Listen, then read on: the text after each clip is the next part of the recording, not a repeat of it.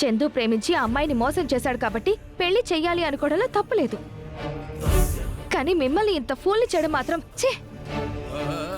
ఇంతకంటే అవమానం ఇంకే ఉందా ఆంటీ? చెప్తాను.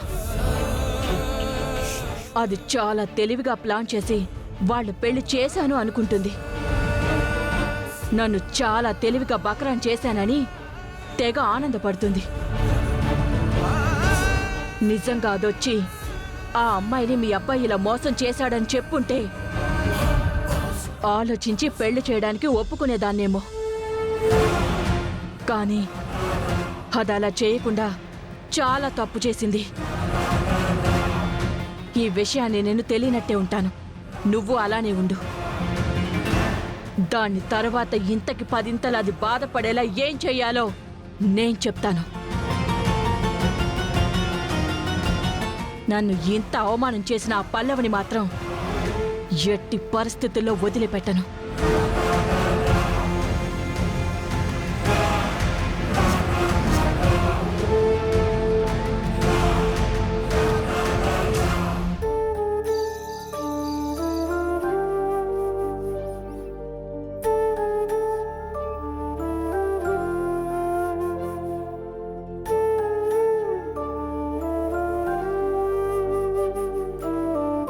ఉషా, ఎందుకింకా బాధపడుతున్నావు?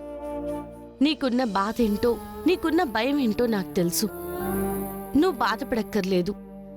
నేనుండగా నువ్వు భయపడాల్సిన అవసరమే లేదు ఉషా.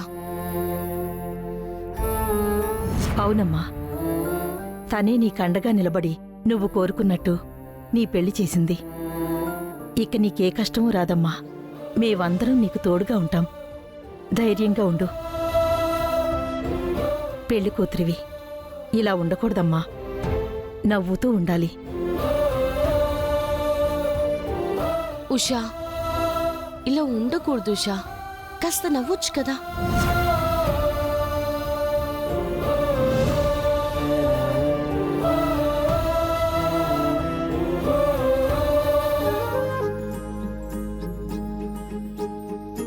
మావయ్య గారు, రేపు సత్యనారాయణ స్వామి వ్రతం పెట్టుకున్నాం కదా, పంతులు గారికి చెప్పమన్నాను. మీరు చెప్పారా? ఆల్రెడీ చెప్పేశానమ్మా. ఏమండి చరణ్ గారు, పెళ్లి పెద్దగారు? ఏంటి పిలుపులు కొత్తగా వస్తున్నాయి? కొత్తగా రావడం ఏంటి? మీరు పెళ్లి పెద్ద కాదా? పెళ్ళి అయిపోయింది కదా. ఒరే, పెళ్ళైతే అయిపోయిందనుకుంటున్నావా? రేపు సత్యనారాయణ స్వామి వ్రతం చేసుకోవాలి కదా. మీరిద్దరే పెద్దలుగా ఉండి అన్ని దగ్గరుండి చూసుకోవాలి. అవునండి, వ్రతానికి కావలసిన పూజ సామాన్ లిస్ట్ అంతా పంతులు గారు పంపిస్తానన్నారు. అది రాగానే మీరే దగ్గరుండి తీసుకురండి. అన్నీ నేనే తీసుకురావాలంటే చంటిగాడు ఏం చేస్తాడు? అరే, చంటిగాడికి వేరే పని అప్పచెప్పానులేరా, ఆ పని చూసుకుంటాడు.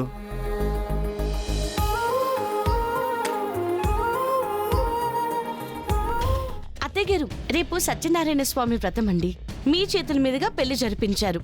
ఇంకా వ్రతం కూడా మీ చేతుల మీదుగా జరిపించారంటే అంతా అయిపోయినట్టే. ఏమంటారు? నాటకాలు ఆడుతున్నావే నువ్వు?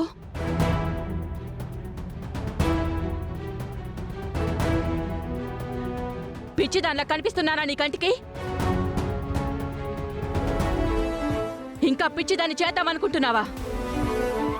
ఏమైంది మమ్మీ? ఏమైందా? హ, ఇది నన్ను నిన్ను అందరినీ పిచ్చివాళ్ళని చేసిందిరా. ఎలక్షన్ అని ఆ రాజకీయ నాయకుడితో చేతులు కలిపి నాకేదో ఎమ్మెల్యే టికెట్ ఇస్తారని చెప్పి ఇదంతా డ్రామా ఆడి వీళ్ళిద్దరి పెళ్లి నా చేతులతో చేసేలాగా చేసింది. అదేంటి, వాళ్ళిద్దరూ ప్రేమించుకున్నారనే కదా నువ్వు ఆ పెళ్లి కొప్పుకున్నది? అదంతా అబద్ధమండి. ఇదిగో, ఇది ఆడించిన డ్రామా.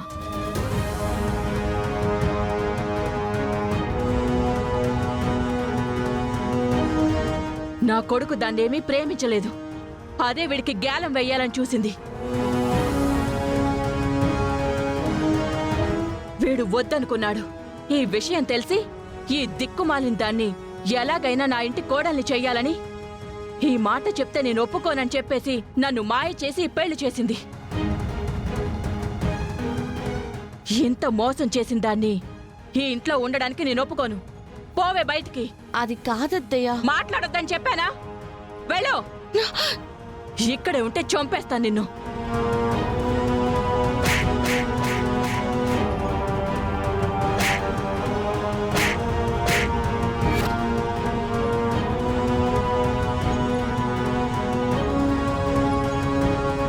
అత్తయ్య గారు,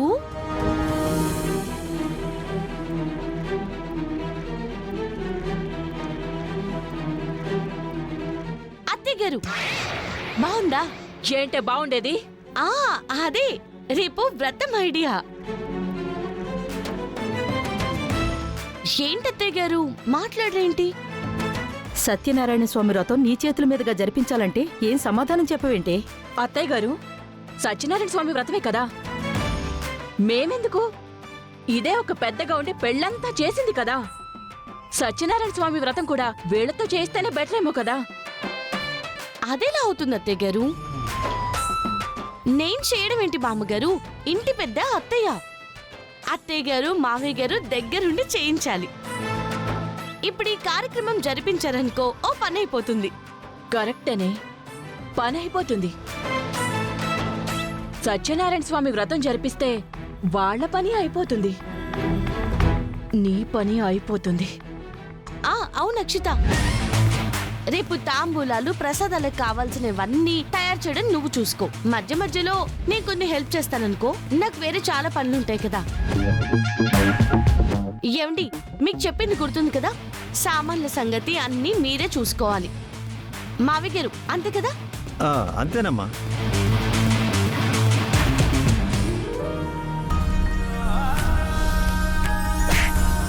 ఏంటమ్మా? నార్మల్.